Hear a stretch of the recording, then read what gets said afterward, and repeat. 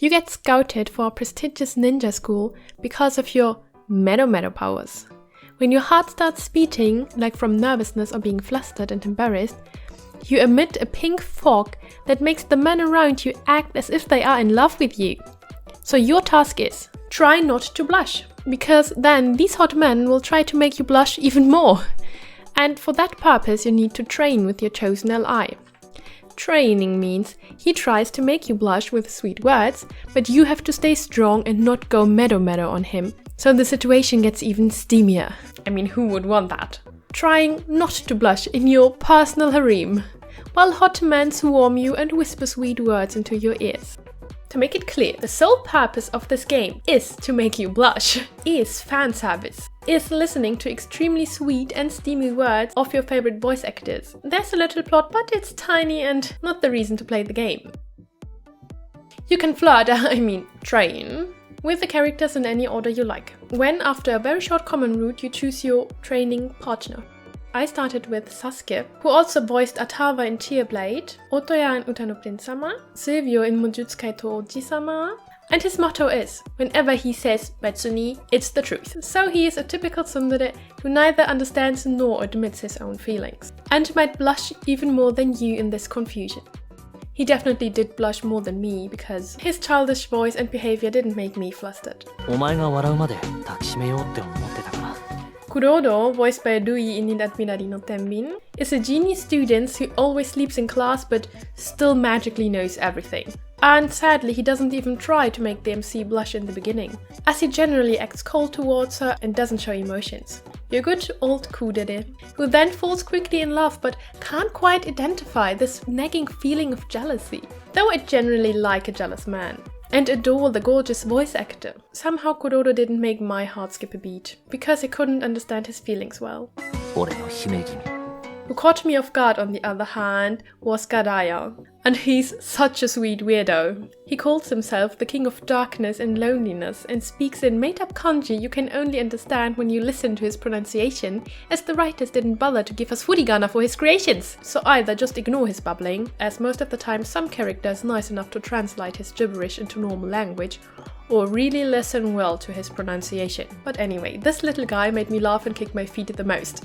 Whenever he enters the scene, you know it's going to be hilarious. Which might also be due to his voice actor, who somehow for me is predestined for these cute and quirky roles, like Nayuta in Variable Barricade, or Sandy in Norn 9. And what made me blush the most is that he turns into a yandere in Medo mode. And outside of Medo mode, he flirts with her in the most roundabout way I've ever seen. Which is too cute, and I could not smile the entire route.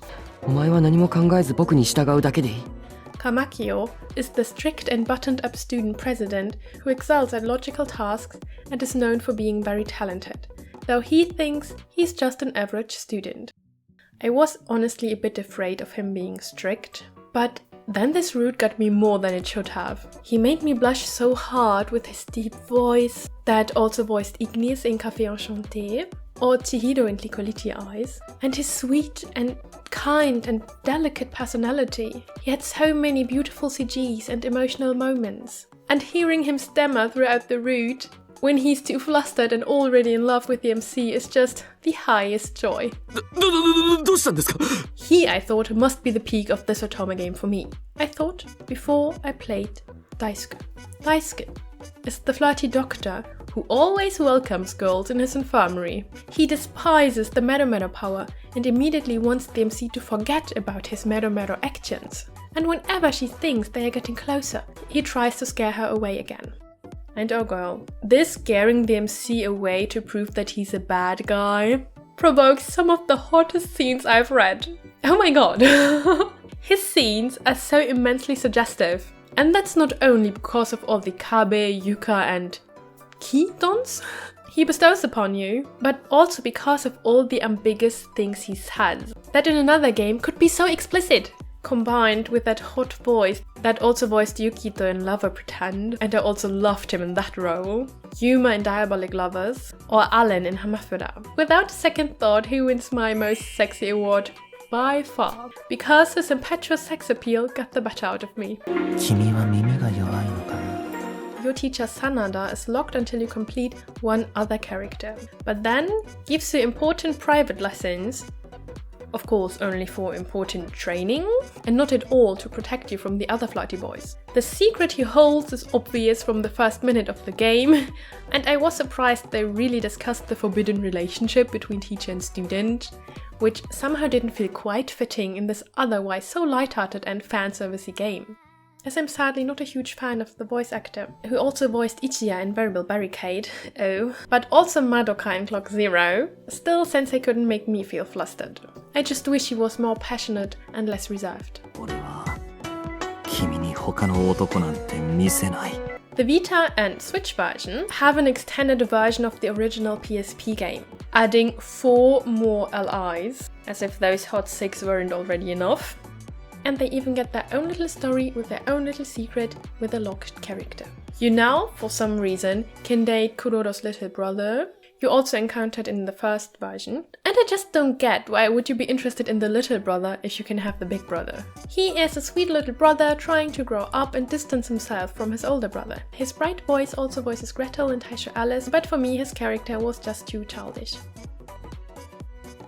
Yoshie is one of the most eccentric characters I've ever met. His main character trait is sleepiness. And I don't mean normal sleepiness, but he's too lazy to move or eat, and just eats the grass that is in front of him when he collapses to sleep.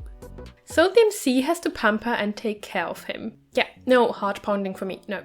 Despite the lovely voice actor, who also voiced Hayato in Nilat Midari no Tenbin, Sosuke in Clap or Kakeru in No 9. But as he's too lazy to even talk, you didn't hear much of his voice in the end anyway. And his one-word sentences are not exactly good to learn Japanese either. A more attractive new ally for me was Hidetora, the future shogun, if that isn't an exciting ally. And he immediately wants to make the MC his concubine. He has a strong presence and mood swings, and first needs to get used to a commoner's life at school. And as I really like a more vigorous and powerful ally, the combination with his voice actor, who also voiced Ron in No 9, or Kuroba in Olympia Soiree, or Shion in Clap, this dominant shogun made me flustered a lot. And his ending felt like the true route for me. He's a gentleman in a ruffian's clothing. The locked route with the new revelations is Hanzo's route.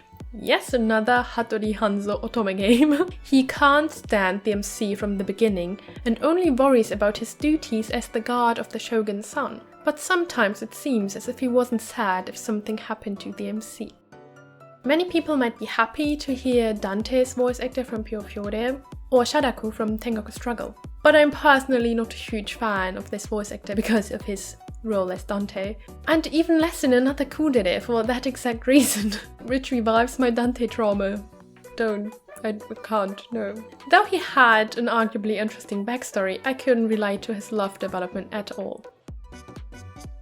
But the grand finale of the extended version is the Harem route, with all the guys from the main game. Yeah, did you hear me? Harem. Yes, Harem. But again, it's a rather typical harem route, where you date each character for one chapter, repeating the motives of the main game, and then can't decide whether they are all madly in love with you. But then don't get together with any of them, let alone all of them. And the extended version alone, with the new character stories, had way more harem fanservice than the so-called harem route. The main game already had plenty of scenes where your meta power triggered that their eyes start to swarm you, and fighting for you, quite literally, or trying to seduce you with even sweeter words. And then the extended version increased the harem level even more and made it like almost unbearably fun. There are even more and funnier and more intense scenes where the cast surrounds you. And what comes on top of that, because that wasn't enough, that the extended version takes place a few months after the first version and assumes that all main allies are already head over heels for you.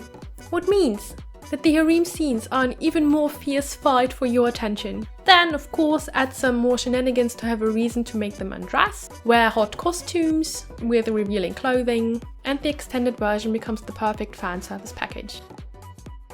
If it wasn't clear already, this game lives solely off fan service. I mean, the setup is already too good to be true, and almost nonsensical in a fun way.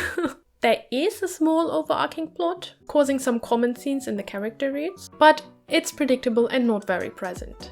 Also, every character has a little backstory, which are all cute and to some extent even emotional. And though they are admittedly shallow, I still vibed too hard with some of the conflicts and had too much fun with them all. Like, I felt they were so real and relatable. But the actual reason you play this game is because you want your favorite voice actor to whisper seducing words. Without a proper relationship built up, first the words, then the relationship. You have to keep in mind that both the meta power as well as the seducing training are fake. All these sweet words are no true sign of affection. But what I highly appreciate is that for some LIs, they will become the true sign of affection, and their real behavior and their meta behavior becomes more similar throughout their route. So their meta lines become kind of true afterwards, and what they first said as a meta lie became sweet doki truth in the end. And for the majority of the routes, the LIs fall in love rather suddenly. And the love development is thus not exactly tender.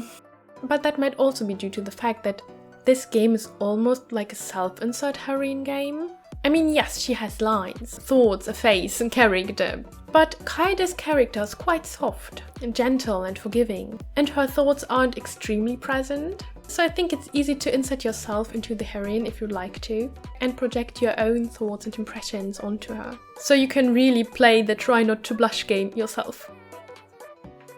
This impression is also supported by the CGs. Of course they are pink, which is in my dictionary just another word for beautiful, but they also chose very clever perspectives, either actually first-person perspective or really immersive positions, so you feel as if you were like right in the CG, though it's technically a third-person CG.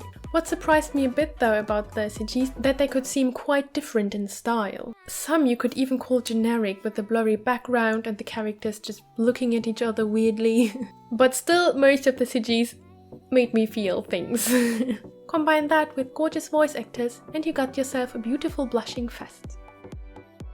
This game just pretends to be in an historical setting, but it's actually all about blushing, which makes the language quite easy and suitable for upper beginners. There are some very specific words you will have to learn, and just ignore Ganaya. But everything else is extremely easy daily life talk. And if you're also interested in learning Japanese with otome games, you can consider supporting me on Patreon to get otome learning decks, for example, or a discount on my shirts you can now buy on Amazon. As well as, if you decide to play a game I recommend, you can then use my affiliate link to further support my channel. I can recommend Shinobi Koi Utsutsu to everyone who loves a light-hearted and slightly silly game that doesn't take itself too seriously. Everyone who wants to blush and doesn't hope for a multi-layered character and plot development. Be it the characters or their love development, this game is definitely rather on the simple side. But that didn't prevent me from highly enjoying the sweet character interactions or being moved by some background stories. This game is highly character driven and the plot is rather decoration for the pretty boys. As the heroine is suitable for a self-insert heroine, she's not very present and also doesn't tell you why a character is likable. You will enjoy Shinobi Koi and its characters the most if you already find them attractive. Love their design, their trope, their voice actor from the beginning. But with that many characters, I'm sure you'll find someone who'll make you swoon, your heart beat and your cheeks blush. Clicoliti Eyes has a very similar mechanic. But from the overall tone, Shinobi Koi reminded me mostly of Clap, I'd say, with its fantasy school setting and another silly game mechanic, namely spanking your students.